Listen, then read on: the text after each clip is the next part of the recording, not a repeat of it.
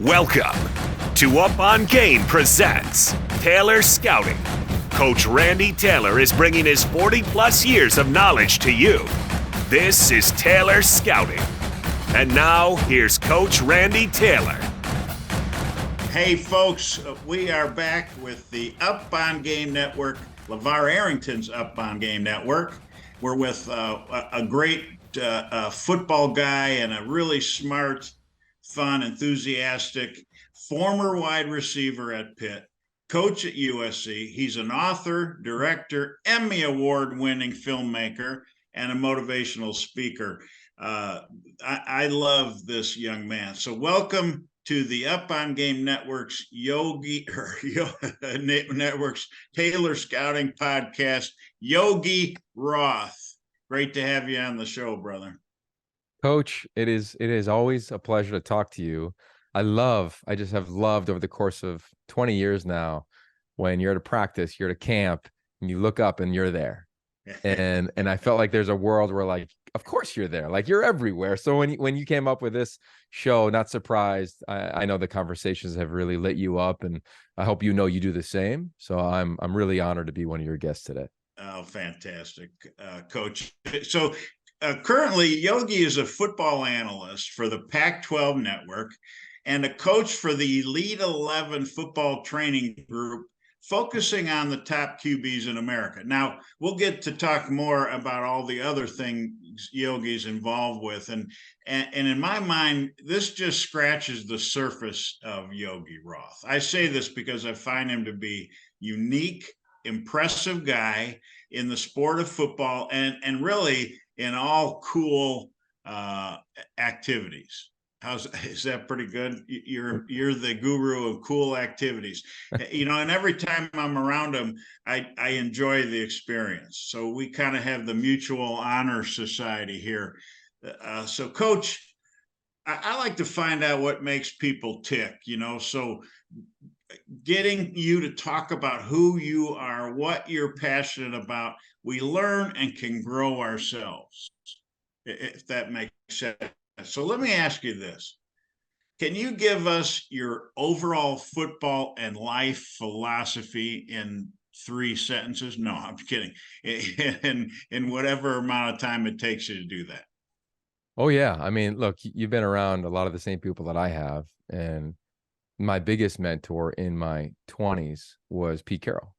And I can remember it like yesterday, but you get there and you get around him and his staff, and he still does it now in the Seahawks, where he's challenging the staff to ideate and develop their style, their vision, their theme, and, as you asked, your philosophy. And I remember when he asked me to do it, and I'm a writer, so I wrote 30 pages, and he goes, okay, cool, put them all in a sentence. And I think as I have evolved as a human, and now as a husband, having 2 children, and just having, more experience, I think, in life, my philosophy comes down to, I want to be a part of something bigger than myself, and I want to live a full life. And that's why I think I love the vast array of experiences that I get to have. You referenced a couple of them. And ultimately, when I'm attacking those experiences, it's the following, which is to seek and uncover the humanity in sports and other stories around the globe. Like that's what I'm about, period, kind of full stop. And everything goes through that lens. So when I'm seeking to be a better dad and I'm reading children's books to my kids, like, okay, what about that book can make them a better human? When I'm seeking to broadcast this weekend, I'm calling Colorado versus Arizona. Okay, what human interest story can I tell, and how can I compete to uncover something that maybe another analyst hasn't thus far this season? Like, that is the driving line for me.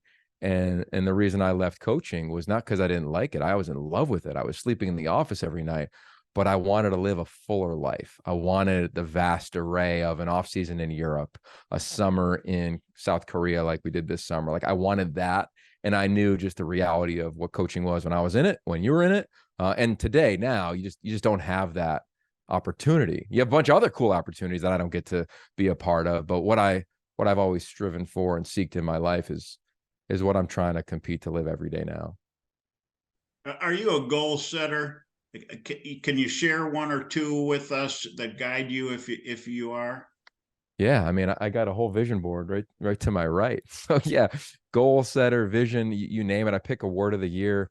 every single year. For me, it has really been about the concept of roots, recover, and reach this year. So leaning into my roots or my family's roots. It's why we went to South Korea. My wife was born and raised there. Like, what is that place really about? I wanted to connect to that. Also, my love for football. I always love staying connected to the idea of when I was 8, I was calling my games in the backyard, and now I'm 42 and I get to call games every weekend. The best seat in the house at the 50. So roots. Recovery is something I'm stealing from Chris Peterson, because he really challenged me on that as one of my mentors now of, hey man, you got to recover, because if you don't, you're going to be burned out as a dad. You're going to be burned out on air. You're going to be burned out. So recovery is a big part of me. So I've meditated more this year than I ever have. And I've always been tapped into that spiritual side of life, but roots, recovery, and then reach.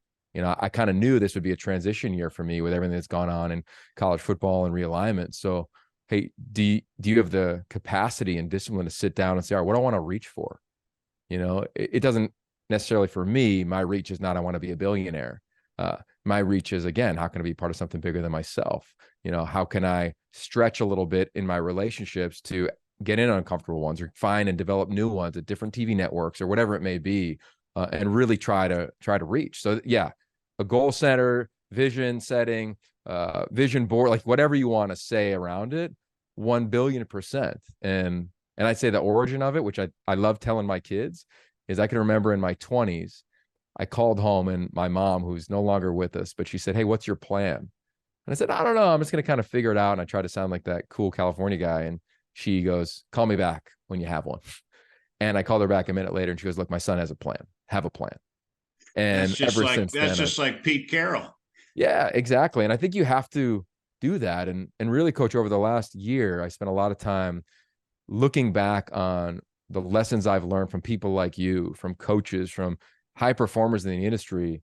And I think that the best really net out at the following, which is they have clarity around what matters most, and they chase what matters most with clarity. They can state it with confidence, and then they can operate with discipline as they go attack it. And I'm trying to apply that to my life every day. Do you write it down, Yogi? Yeah. I believe, I tell this to athletes in locker rooms all the time of, you talk like you write, and you write like you read. So if all you're reading and all you're writing is tweets or TikToks or Instagram summaries, man, you're going to be left out hanging to dry a little bit, especially as a broadcaster or somebody who gets paid to speak. So yeah, I write all the time, constantly. Every flight I take to a game, to a stadium, I carve out time just to journal, just to write. And honestly, I would say, of all the things I've been able to do, the one thing that I would say, like, hey, this is my jumper at the top of the key that I feel most confident in, it's that skill. Like, my default is writing. It's how I process emotions, thoughts, life. So I couldn't imagine a life without a journal, without a pen. How long do you keep it? Well, if I tilted my camera down, there's literally a couple cubbies of every journal I've had since college. I started writing in the 4th grade. I remember I had a coach say, hey, everybody, Yogi's going to go get his MBA. And I said, no, coach, I'm going to play in the NBA. I'm going to play for the Sixers. I want to be Iverson. And he laughed at me. And he goes, no, he's going to get his MBA. And he probably thought that was a compliment when I was 10 years old. But I took that as the first time somebody really took a shot at my goal or dream or aspiration. And I decided I wasn't going to voice it ever again. So I began to write and journal my dreams, my goals, my aspirations. And it wasn't until I got around Pete and really started developing, I think, even like the spiritual side of me of, hey, a closed mouth doesn't really get fed. You've got to have the courage to speak up and say what you want versus just being the I'll outwork everybody quietly. I think there's something to that, but you got to reach to the point of this year. So I've always done it. I always will. And I love, when the season ends, I take a couple weeks and just, I shut it down, but I really shut it down to go through those journals, to go through what the last couple of years was like, to try to just take stock, self-scout, if you want to use a football analogy. Yeah, self-scout. And I think every coach I know, every good coach, every writer, speaker, successful folks have boxes in their garage or their basement of all of those things that they learned, including the thing you got at the coaches convention or this committee meeting. All of that stuff is still on hand. You talked about Pete Carroll a little bit. and obviously Coach Carroll's head coach of Seattle Seahawks, and you wrote a book with him, which I love. And this is kind of where we were in Seattle together at something that Pete was having, and it's about win forever. And that's to me, that is a great philosophy, and short and sweet and says it all. Tell us about that win forever idea. Yeah, it was one I could remember dramatically vividly from our time together at SC. My first couple of years at SC, I was getting my master's degree, which is a challenge when you're a young coach, you know that. And I would be sleeping in the office because it was a 30-minute drive home. And I figured, well, I could finish all my work for football, and then I could get 90 minutes of my studies in. And then it's 1 a.m. I might as well go to sleep and wake up at 6 here versus going home. Well, thankfully, and for whatever reason, Pete Carroll was thinking the same thing. So pretty much every Sunday, Monday, Tuesday, for a couple of years, we would sleep in the office, and we would connect late at night, 11:30. I'd go into his office. The music would be pumping. You can imagine it. And we would start to ideate on how can we impact, really, how can he use his messaging to impact and inspire? And I was just the idea guy. I've always have been kind of that way. So we would just bounce ideas off one another. And I could see it on his whiteboard now. In the middle, it said WF, which stood for Win Forever. And on the spokes of that wheel, per se, it would be a documentary. It would be a peace rally. It would be a Better LA, which was a nonprofit he created to curb gang violence in Los Angeles. It was write a book. It was so many things that how can we get the message that he created really after he got fired from the Patriots for the second time as an NFL head coach and applied at SC? How can we take that philosophy and impact as many people in as many unique ways and fun ways, knowing him? And one of them, of course, was the book. And everybody kind of always has to write a book. Well, we get into this book process, and there's a huge debate on what the title is. Should it be titled Always Compete, which is, Pete's kind of mantra, or should it be titled Win Forever? And we went through so many different meetings, right? Always compete, that's too sporty. Win forever, that's too aspirational. Is it arrogant that you think you can win every game? And we went back and forth, and ultimately we netted out, of course, at the title Win Forever. And the concept was, like, if you want to win forever, if you want to have sustained success, then you don't worry about outcomes, you always compete. And it was nuanced, but it was such a beautiful conversation for me that it's probably still misunderstood by some when they see that book title, because he did win pretty much forever at SC, and he's won a ton in Seattle. But it was always about, can you wake up and go compete? Because when you study it, who goes to the Super Bowl? They don't make the playoffs the next year. Very few times we see teams winning national championships and going back to the CFP year after year after year. It's just hard because it's that goal. And once you achieve the goal, you have a letdown. But if the goal is to compete and be at your best every day, then maybe you can continue that for the long term. And that was always his approach. And what a gift for me to be 26 at the time and to be able to co-author that book with him and learn about his philosophy, his approach, his heartaches. And it was something that to me is still a foundational part of my entire life. How did he talk about failure? How do you guys look at failure in that concept? It's a great question. If you go to the book, it's got like his pyramid of success. And like many coaches, Coach Carroll was dramatically influenced by John Wooden. So much so after they win their first national title at USC, and this is an early part in the book, he goes and meets with John Wooden for the first time. And he says, "Hey, coach, like, what'd you change the second time, you went for a title?" And John Wooden just stopped and kind of looked at him. And Pete said he knew instantly that was not a great question.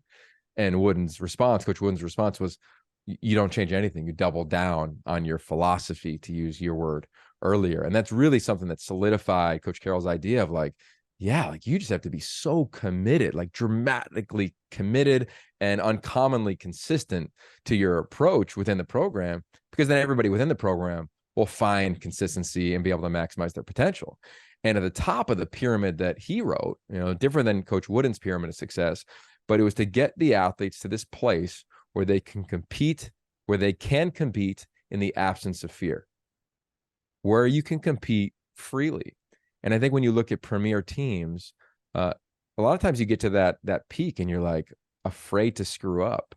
You feel a little tight. We're going to see it here in the last month of college football. Everyone will not be able to handle the stages that they're on. You got 5 Power 5 conferences. Everybody's got an undefeated team. Like, someone will fall. And that is going to be the great case study of when you get to that, peak element of your pyramid or of your, attempted performance, what do you do? And Pete's whole thing was like, if we make practice and we make every moment about competing, then when we get to that big stage, we've already earned the right to go compete freely. We can compete in the absence of fears. And those are some of the things he would say to the team. And he would say with definitely more juice, but things along the lines of, hey, we're playing the Rose Bowl against Texas for the Natty. Like, how lucky are we? Go cut it loose. You've earned the right to cut it loose. Don't miss the moment. Don't miss this opportunity. And every day would be about that. Don't miss Tuesday, 11 on 11, 1v1s. Don't miss that, because you're not going to get that again. And I think our guys really bought into that. And it's something that I try to lean into just as a human, let alone as a performer and a professional. Hey, Yogi, I just love that. How does everybody get win forever? Or how do you get that pyramid well, here's what I'm going to do. I'm going to let them learn more about you, and we'll get them the yogiroth.com here in a little bit. But here's a great thing I love about you. You've written a children's book titled Finding Free Fun. Now, I called you fun and passionate and everything in the beginning. Give us, synopsis is a big word I like to throw out every once in a while, a good word.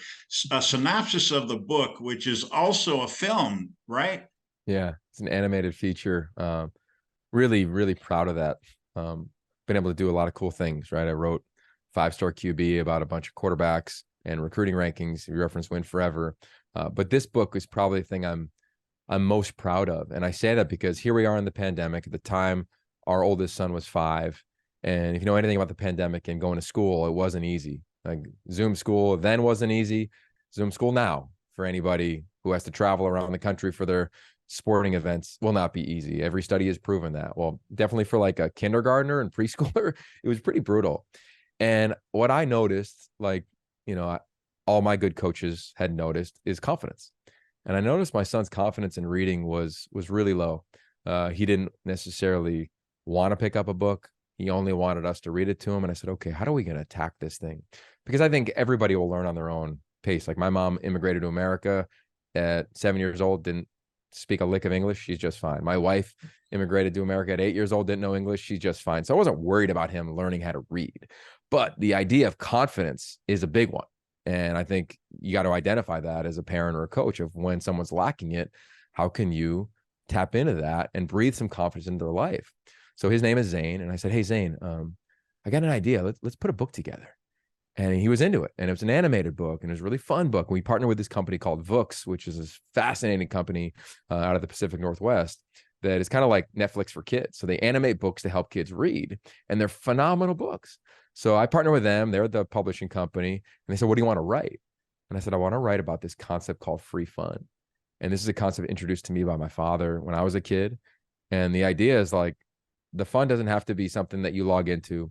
The fun doesn't have to be something you pay for. The fun is all around us. It's in the trees. It's in the ocean. And here in Southern California, there's free fun everywhere. You just walk out your front door and get on a bike and away you go.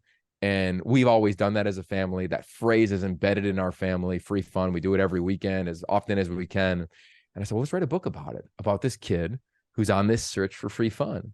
And it was really cool because as I would write the drafts, I'd read them to him at night. As we would get illustrations, I'd show it to him and he would offer his critique. So to me, it was this beautiful in towards the mind of our 5-year-old at the time to help him read, but make it kind of cool.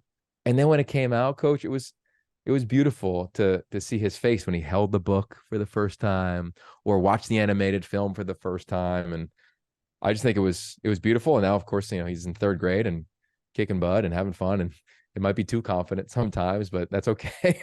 So it was beautiful in the pandemic. Like you're looking for silver linings in a wild time in everybody's life. That was definitely the one for me. Could Zane be maybe the youngest author? I don't know if you are co-author of a book. Totally could be. Oh yeah. Yeah. He's quietly proud of it. I think he now he's like, I'm too old. That's when I was a little guy. And now our 3-year-old reads it every night. He loves it. That's great. Hey, Coach, how can folks find your book, other Yogi Roth originals, the pyramid, all that kind of stuff. Where do they find your stuff? Because I just think your website was fun to read. Oh, thanks. Yeah, you can just go there. YogiRoth.com. Yeah, everything is at yogiroth.com, or if you go to any of my social channels, there's a link tree to all of the links to the books, to the films, you name it. So pretty easy, and I'm pretty accessible. So if anybody has a question or is challenged to find something, if you can't find it on Amazon, just hit me, just DM me. I like getting back to people and having conversations. So it's all should be in any of those places for you. That's fantastic. That's why you're you. That's why you are a guy that people love and like to be around and talk to you, because you are all about this whole idea of winning and fun and all that, enthusiasm, passion, all that stuff. I think about when I think about you. I've got this thing that I just thought of in my head, kind of with you in mind, is this part of the podcast is kind of the open gym, right? And in the open gym, you can talk about whatever your current and future passions or adventures are going to be. What are you doing next, Coach? Yeah, it's a good question. I've been getting asked it a lot this season, as you might imagine, with the Pac-12 sadly coming to the end as we know it. And it's something that is hard to comprehend and understand. And bluntly, it's lunacy what's happened with this league, especially when you look at the year that the West Coast has had and what I think we'd project the West Coast to be in this era of NIL, transfer portal, et cetera, and the markets that exist out here. So I won't be working at the Pac-12 networks because that won't exist next season. But I hope that I still get to do what I dreamt of doing as an 8-year-old. And if you looked at the bottom of my call sheet this week in the Colorado-Arizona game, or any week over the last 16 years calling games, it would say two things: celebrate the game and coach the viewer. Those are the last two things I say to myself before every broadcast. Celebrate this great game.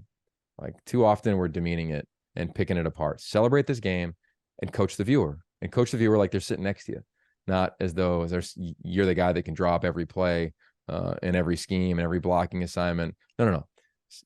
Coach the viewer. And I hope that I can do those two things for another 16 years.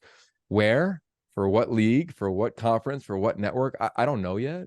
But I'm in it. I am competing, as you might imagine, to call the biggest game that I can, the most enjoyable game that I can, one that I can bring my kids to like I do now a couple times a year. So I hope to be doing that. But in addition, I hope to continue telling great stories.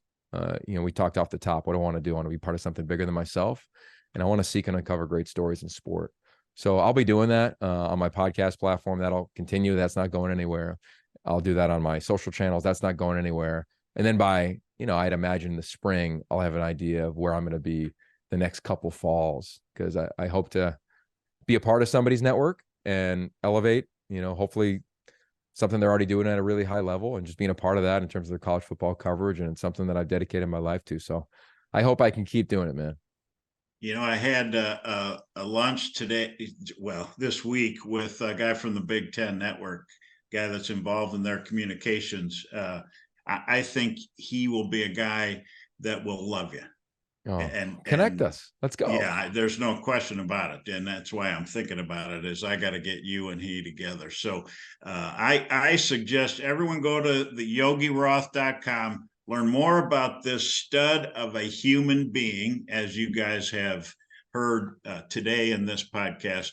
And I just want to thank you, brother, for being involved, being on with me, and spending some time with our folks here.